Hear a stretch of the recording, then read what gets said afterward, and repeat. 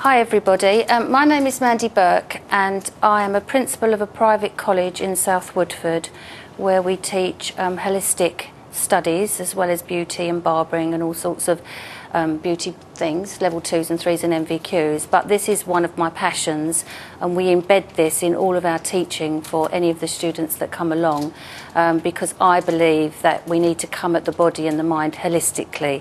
And holistically is we see the whole person rather than the part of a person. I challenge doctors anytime I see them, which I don't. I'm not even registered with a GP at the moment.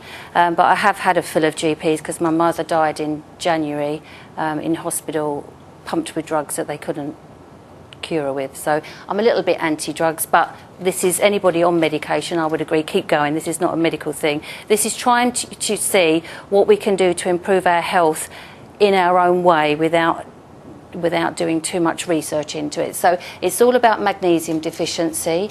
Blood test, if you're magnesium deficient, you won't get a proper blood pressure to test you that your blood is lacking in magnesium. We are mostly dehydrated and our cells are grossly overlooked because we are dehydrated, which I'll talk about. And I'm here to talk about Himalayan salt today, which is a great way of putting good salt back in the body. And you mix it with water to make a brine and you just have a teaspoon of that every day, and that actually puts good magnesium back into the body. And it's recommended that, you know, if you are on medical treatment, that you carry on with that. So medicine only looks at the effect of things, it never looks at the cause. So the majority of the time that we go to the GP, it's about the bad back, it's about the headache, it's about the blood pressure. My belief is, what if we check the cause out, not the effect, we could actually be a little bit more responsible for our own health. So today's talk is, what happens if we're dehydrated? What happens if we're taking the wrong salt into the body? What happens if we're magnesium deficient? What are the signs that that's going to show within ourselves? And this, if this isn't you, this will be people that you know or your family. So my big gripe, I suppose, is these three. These are the three biggest industries now in the world. So if we eat lots of junk food, and I do like McDonald's, I'm not saying I never have it, but if we rely on junk food in the junk food industry, and that's all pre-packed food, we are going to end up going down the pharmaceutical road. Would you agree with that? So the pharmaceutical companies are growing bigger because of the junk food industry. Like the lady before, if we exercise, drank more water, we're more conscious about what we eat, we wouldn't need the pharmaceutical industry to fix us. And they don't fix us, they just suppress us. What's wrong with us? And then the vitamin industry is coming on the back of the pharmaceutical industry because it's big business to be in the vitamin industry. But it doesn't necessarily mean that we need to consume everything in Holland and Barrett's. Maybe we could do some really practical things ourselves to keep the cost of the vitamins down because they're quite expensive as well. These are the signs of dehydration, and the lady before was talking about fatigue. That would be one of the biggest signs that you are dehydrated. Okay, so dry chapped lips, headaches, achy joints, fatigue, dry skin. Majority of us are dehydrated. And how many litres of water do we drink a day? How many would anybody like to volunteer what you drink per day? Two? Two what? Litres. Good, yeah, 2.5 litres is great. It's sparkling water, is that all right? That's not too bad, okay? It's how we also, what water we drink. So I've brought this as an example here, which we'll talk about in a minute. These are called bubble bottles, and these bottles are charcoal filtered. So what happens is the water that you drink, it gets filtered. So this is quite pure water, and it hasn't got the parabens in it that bottled water has, because plastic bottles create huge hormonal imbalances in women and cause major problems, especially if they've been heated up, left in the car. This hasn't got that in there, but I'll talk about that in a second. So we need to hydrate the body.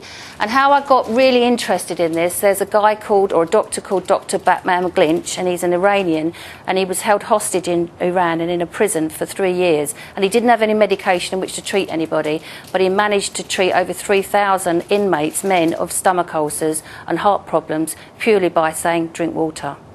So when I had a migraine headache the other day, I drank water and it went. When I had heartburn the other night, I drank water and it went. But we immediately go to the chemist, to the cupboard, don't we, and take those anti-peptide tablets actually that muck up the lining of your stomach. So you take those and it causes something else. Because if something works, you only need to take it once. But if you have to keep taking it, is it a cure? No, it's a suppressant. So we are very, very dehydrated, especially if we go over the age of 50. So I was in a retirement or home the other day, and we were a lady was doing a talk dementia talk. Not once did water come into the conversation, and I sat very quietly waiting for her to mention water, but it didn't. And I did ask, is there a link between Alzheimer's and dehydration? She wasn't sure, and it took her over 2 weeks to get back to me to let me know. Dehydration will cause all sorts of problems. So we are very salty beings. Our blood is salt, our tears are salt, our urine is salt, but the right kind of salt. So we're very similar to the salt that you would get in the sea, hence the Himalayan salt that we're going to talk about. But can you see, the fetus is totally encased in salt water. The child, or the baby born, is very, very, got lots of water. 70% we need of water, but can you see how it decreases in the elderly? And there are many elderly people now in hospitals and they don't get a drink. They don't get water, and the water actually would revive them and make them feel better. And there isn't a substitute for water. So if people say, well, I drink tea, and I drink milkshakes, and I drink coffee, is that water? No, it isn't. Every time you drink a cup of coffee, you need 4 or 5 glasses of water to put that water back. So people think that they're drinking water because it's in the tea, or it's in the beer, or it's in the wine, or it's in the, caffeine drink. But actually, caffeine dehydrates us even more. And now we've got a whole society, because I watch it on the way to work with everybody. What is this? Everybody's now walking with a coffee cup, haven't they? If they're not on the tube station, on the tube, it's like everybody's got a designer label now, and it's the coffee cup. And I think, oh my God, you've just dehydrated yourself. So the first thing that you should do even before you put your feet to the floor, is drink a glass of water. Take a glass of water to bed with you, because you are so dehydrated. Oh, sweat in the night. Perspiration dehydrates you, so we need to drink more water. And this doctor had fantastic discoveries, because not having any thirst doesn't mean to say you're not dehydrated. Over 100 years ago, a doctor came up with a brilliant idea that said you're only thirsty when you're thirsty. No, you're chronically dehydrated before you even get thirsty. So if you're thirsty, you really, really do need water. So we lose 2.5 litres a day. Every cell in the body needs water to function properly. And if we deprive the cells of the water, can you see that? That's edema, where our joints start to swell up. We get swollen ankles, we get swollen arms, and when we retain water, it's because the water isn't going into the cells like it should be, because we're putting other things in our body that we need to stop doing. So salt is a great idea, but what kind of salt are you putting in your body? Is it table salt? 75% of the salt that we eat is through pre-made food. So you might not be pouring it on your food, but you're getting it in your packaged, frozen, takeaway food. That's a great test to do. Just pinch your skin, and if it stays up, it means that you need to drink more water. The great thing about this is, actually, you can change a lot of how you feel by just drinking water.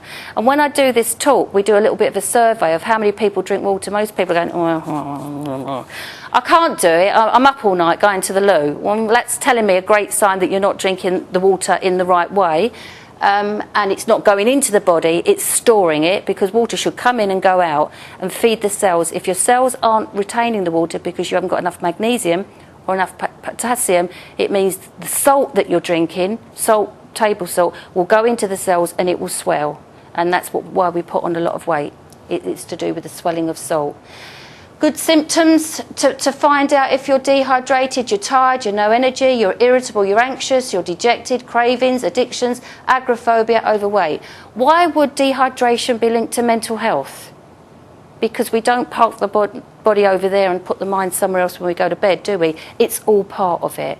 So there's neurotransmitters that don't function properly if we're dehydrated. So the talk before, with the lady being very fatigued, I would say, how much water would you be drinking? And anybody I talk to, the first thing I would ask is, what water are you drinking? And if you're drinking designer drinks, it isn't water. Milk is not water, milk is a food.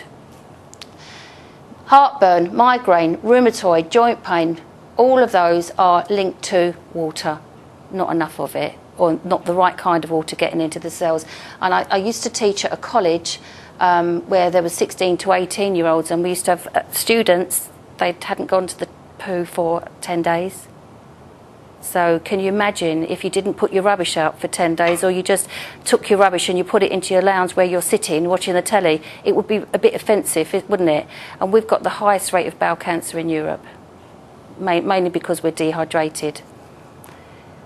So these are just things, the design, and the water drinks. Coca-Cola makes those water drinks, so I don't know if there's any vitamins in there, but it's good marketing. And the young people that I deal with now, they believe everything that's on the telly. And I sit there going, oh, how can they get away with this? But they do. Coca-Cola, if you have a tin of Coke, it is 10 lumps of sugar. If you have an orange, it's the same, it's 10 lumps of sugar.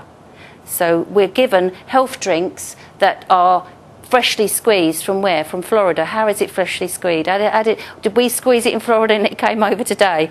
Everything is processed. So there is as much sugar in orange juice as there is in a Coke. We would need 5 or 6 oranges to make that drink. Would we eat 5 or 6 oranges? The body wouldn't be able to cope with it. So we have to be realistic. The first sign of anything, of dehydration or the cells not working properly, will be the skin. The skin is 70% biggest organ that we've got, and it will show itself. And as you can see here, something that's very low under the skin will come up to the surface. We get a spot or a bump. We teach beauty, so I know all about this because we teach facials and everything, and we go and get a cream to suppress it. Or actually, it could be your stomach is out of whack, and that's why your skin is not right. Looking at the cause of it rather than the effect. So these water things are really, really good. It's a smart way to drink water because it's filtered, and that would last you 3 months without you buying another plastic bottle. So it's very cost effective, and the water is really good. So now we're getting the right kind of water as well as being dehydrated. That's 550 ml, so you would know you'd need 4 of these a day, and that would give you the right kind of water, because a lot of the bottled water is being contaminated by the plastic. And there are so many hormonal problems with women now linked to parabens and stuff being, you know, the plastic takeaway cartons, what you put in the microwave. You should only ever put glass if you're going to use a microwave. Plastic is dangerous, it's toxic. Cling film, I teach a lot of things about poultices and things. If you cut an onion and you sliced it into a child's bedroom on a plate, it would take the cold, all the mucus away. But if you wrapped a half sliced onion with cling film, because onion is such an absorber, it'll absorb all the toxins in the plastic, and then you cut it up and you eat it. So these things are common sense, but it's something that we're not being taught at school or after school. So after a year, this alone, you would have saved so many bottles of water that you would have, you know, the containers, and they're very good for the environment.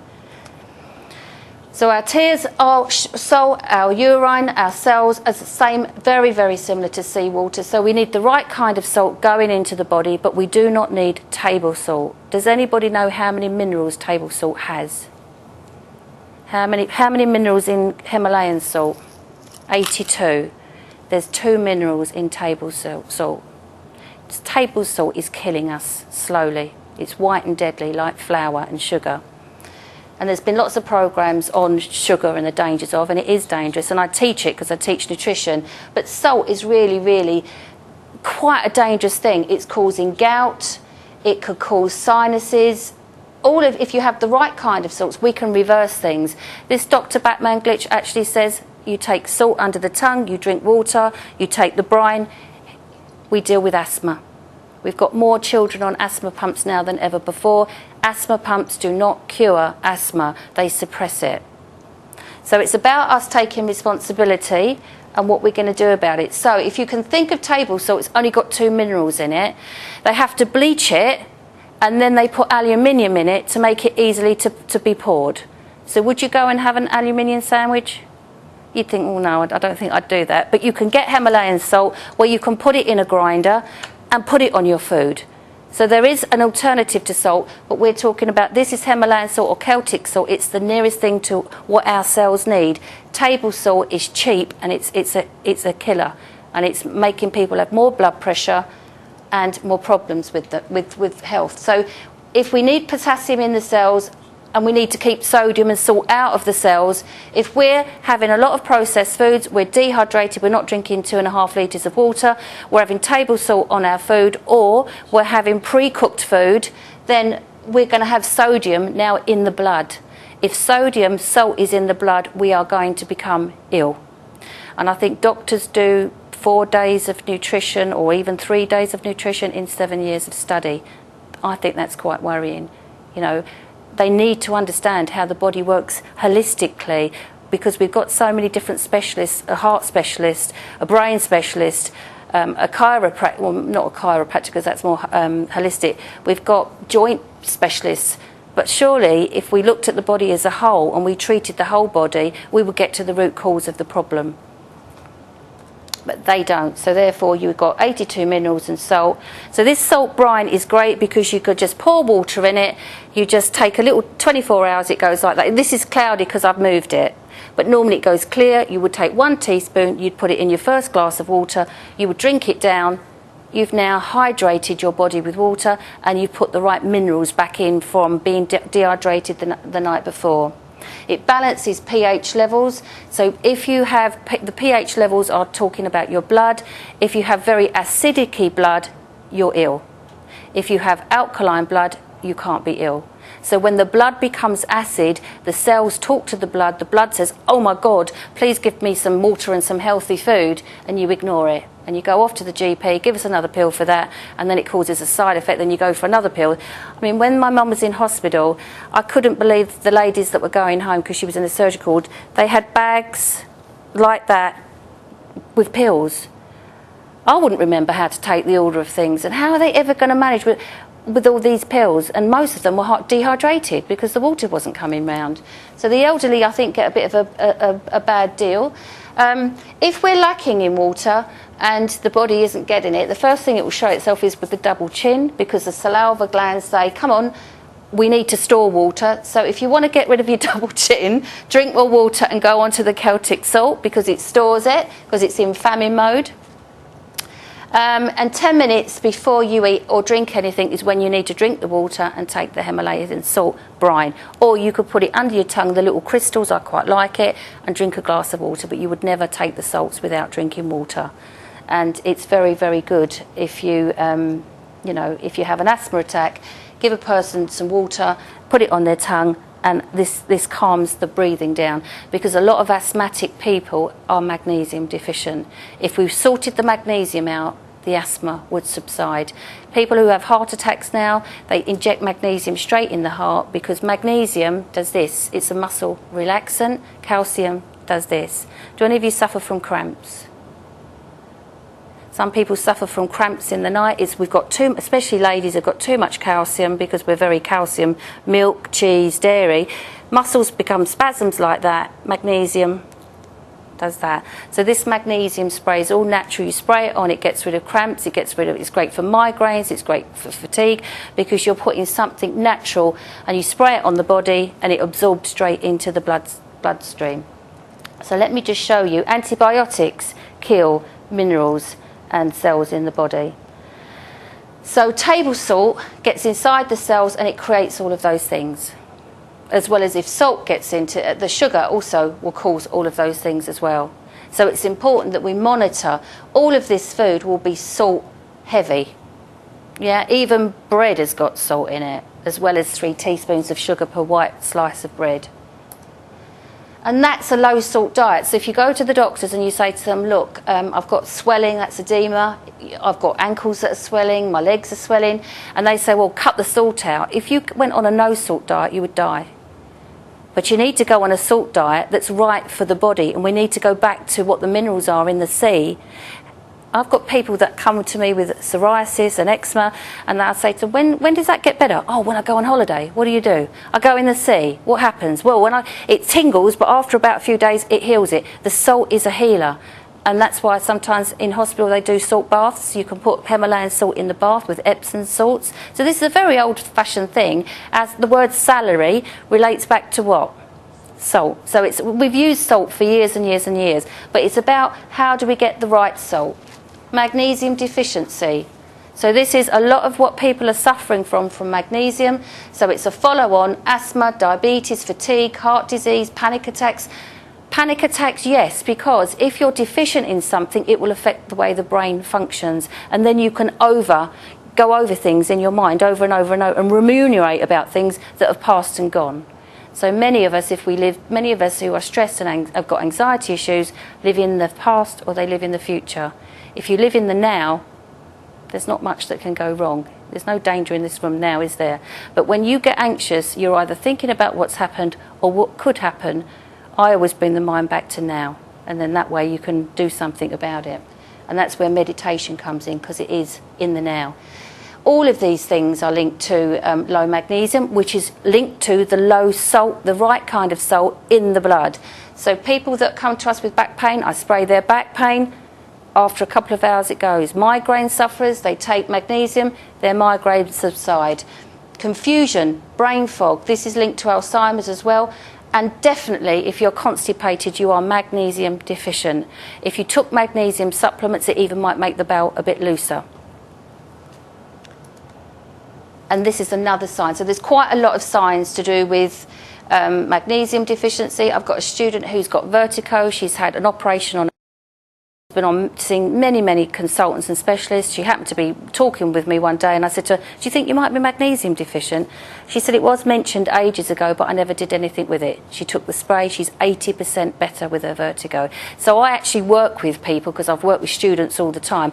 And students, I mean, anything up to the age of 45. We've got mature students as well. So they use these products and they know that they work.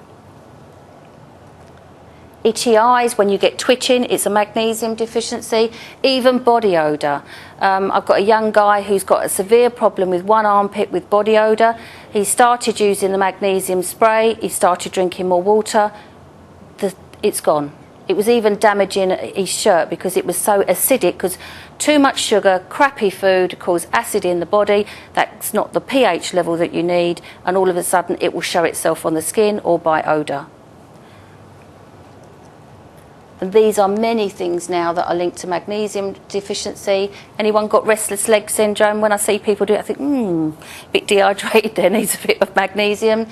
Arthritis, it's important for us to get our head around this, because what happens if the cells have got too much sodium, which is table salt, the calcium doesn't stay inside the cell, it comes out, it forms what they call a cluster, and that's what the arthritis is, you know. And if you use castor oil compresses, you can actually sometimes get some of that arthritis down. So we've got so many things that are natural, so many things that we've got in our cupboard that we could actually use if we had the knowledge.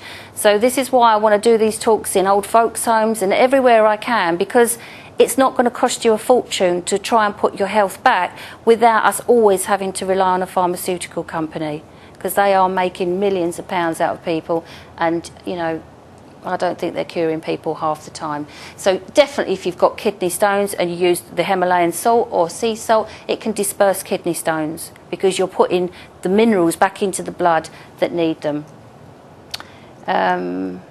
Body odour I've just mentioned, and this is the oil that I've come here to talk about as well. It's literally made from natural flakes of magnesium. It's diluted down, it's got essential oils in it for relaxation. It's great to help people sleep, and it does what it says it does. It's called oil because it does feel quite oily on the skin, but it isn't. It's just the way that it feels on the skin. And you can add this to your bath, because if you're very magnesium deficient and you use the spray, it can make the skin quite itchy. But after 20 minutes you can wipe it off. It's absorbed into the blood. I've got a couple of children who, one little boy, we think he's autistic. He hasn't, I think he's slept twice in 4 years. The mother is beside herself. I said, why don't you take the spray it on the the bottom of his feet, because that will be less irritant, because there's 80 layers of skin on the feet. He slept for the first time ever. So it's fantastic to help you with sleep. If you've got insomnia, it could be that you're magnesium deficient. So that's the talk for today, and I thought that this was quite an interesting slide to do with constipation. I think it's number 5 is the ideal one, and I'm not going to ask you, you know, what your emotions are like. We'll keep that to ourselves. But if they are like little rabbit bits and they're hard to pass, or they're sausage shape, or they're not conforming to number 5, it means 1, you need to increase your water and increase the water with the right water. 2, you are definitely magnesium deficient, because what magnesium does to the bowel, it does that. It relaxes the bowel so that then you can go to the toilet and you're not straining, and it helps with constipation, because too much magnesium would go the other way. So it's a very, very good muscle relaxant for the bowel. So has anybody got any questions? Does everybody think they might be a little bit magnesium deficient? You said 100 years ago we had magnesium naturally. Yeah. What was it we ate then? We had vegetables that were farmed without pesticides, and the minerals in the soil were there. Now they're not there. We are farming the earth to death, and we're putting pesticides on, so of course that gets rid of a lot of the proper minerals that should have been in there.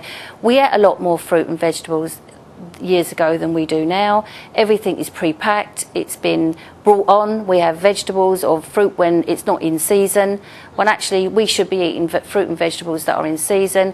And really you're going to get more minerals with vegetables than you are with fruit. So a lot of people eating fruit, it's high in sugar, so it can cause a sugar rush. So lots of people need, and a lot of the elderly boil their veg to death.